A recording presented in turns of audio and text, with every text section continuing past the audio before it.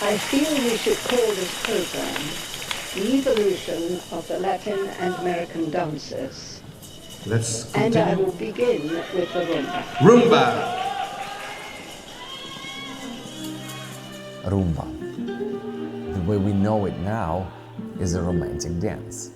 Dance which tells a story of love, full of feeling, emotions, and passion.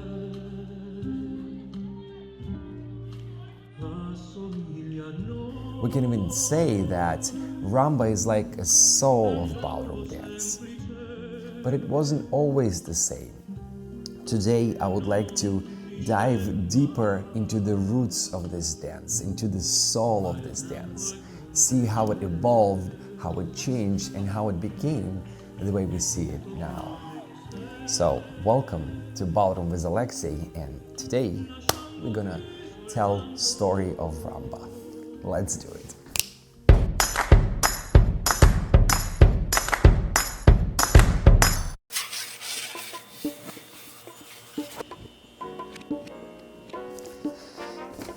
Alright guys, so rumba was born under the hot sun of Cuba, somewhere in the 60s of 19th century, 1860s, when African slaves who moved to this island 200 years earlier became free and started to move from smaller cities to bigger cities and started to spread their cultures and traditions among local people. A very big part of local population was people from Spain.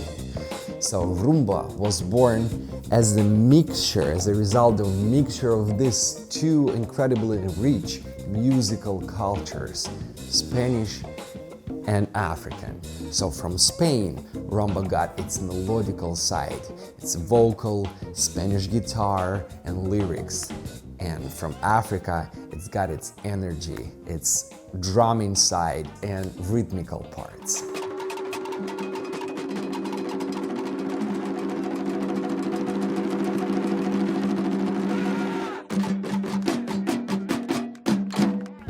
Original Cuban rumba, rumba Cubana, is actually full-on subculture, which includes three equally important parts: singing, drumming, and dancing. It is very authentic, very folkloric style. It comes from regular people, from regular working class people. And of course, it has completely different character compared to rumba we get used to. Cuban rumba is very fast, very energetic, and kind of a happy dance. It is full-on expression of enjoyment of life, enjoyment of freedom, and basically it's a party. So while upper class was dancing danzón, which is dance which came from contradanza or habanera. Dash, do you know habanera or contradanza? Anything about this? Good. As always, right in the middle of my flow. So, what I'm trying to say is that while upper class people was dancing danzón, dance which came from contradanza or habanera, regular people on the streets, regular people was dancing rumba. And so what I'm trying to say is that regular working class people was partying on the streets and dancing rumba and son. Son was the forerunner of this modern rumba which we know right now.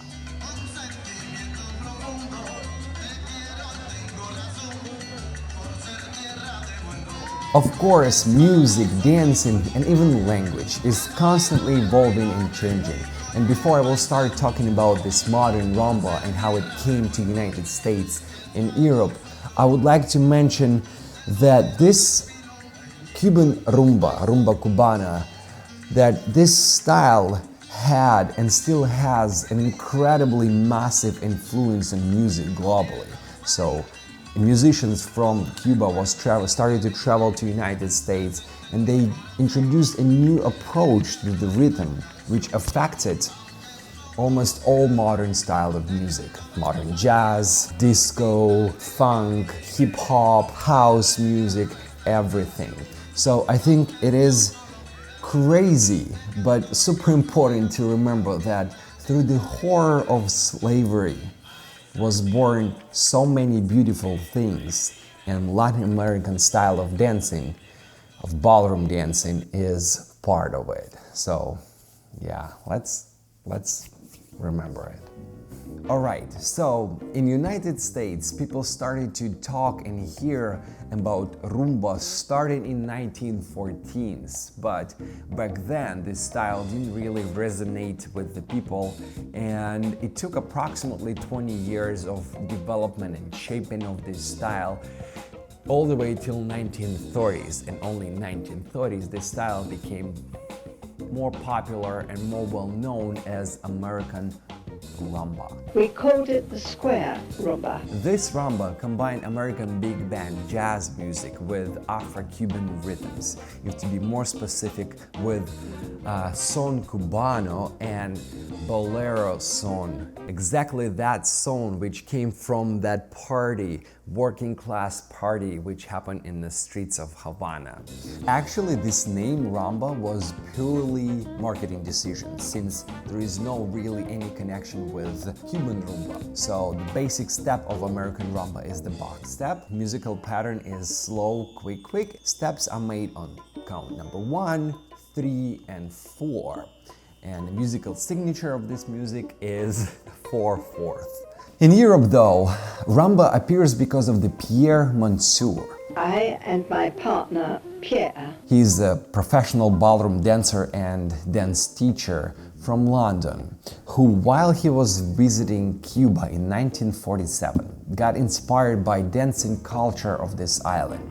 He actually surprisingly discovered that Cubans was dancing rumba differently. We went along to Havana. There we got to know the only really professional who taught there, Pepe Rivera. And he immediately said to Pierre, "But you are dancing on the wrong rhythm." So instead of making accent on first beat of music on 1, the way he used to, Cubans was making accent on second beat, number 2. And basically that was a revolution for the rumba. So when he came back to London, he started to teach new way of dancing rumba on second accent, on second beat.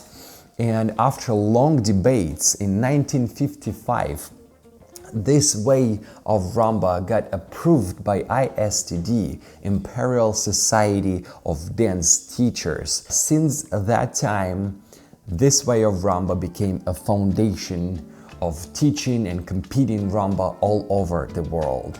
And now we know this style as international style of rumba. So over the course of almost 65 years, international rumba itself changed dramatically. Its choreography became a lot more complex, more dynamic and expressive. So because of the influence of Afro-Cuban, romantic Afro-Cuban rhythms of bolero son, now in the core of the rumba we have a relationship, romantic relationship of two people. This love story, and this love story is your love story. We all have this story, and maybe it's a sad story, maybe someone is heartbroken, maybe someone is happy, but a whole range of these emotions are in this story which we have. And the better we are knowing this story, the better we can tell this story, the better we understand our story, the better our rumba. So I hope that this video inspired you guys to look at the rumba differently. Yes, I don't know how, but just differently. So maybe dig deeper into your story, maybe try to find